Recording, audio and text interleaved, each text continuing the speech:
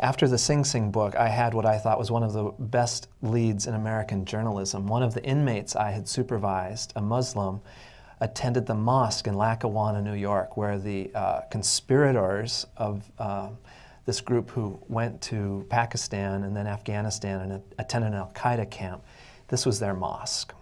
And I'd been to visit him in Lackawanna 3 months before the news broke, and President Bush sent Homeland Security in there to arrest all these guys.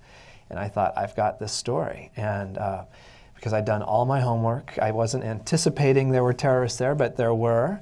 And yet, once I arrived, contrary to all my earlier experience, no one would talk to me.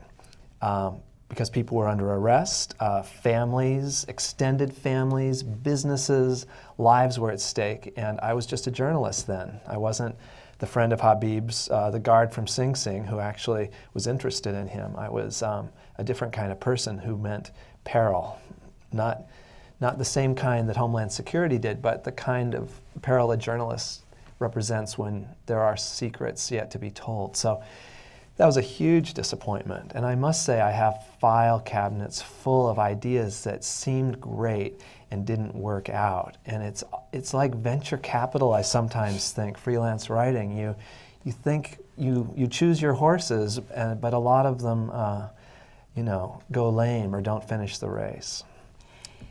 Well, I've had plenty of horses simply go lame and then I never see them again, but I try to forget about those. But even more often, something that seems to be a failure at the time turns out not to be a failure. When I was writing The Spirit Catches You and You Fall Down, the first couple of interpreters that I hired were miserable failures. I thought that I was never going to be able to communicate well with the Hmong family, never really get inside the culture. But if they hadn't failed, I wouldn't have ended up with an even better one who was the babysitter of a doctor I knew at the hospital.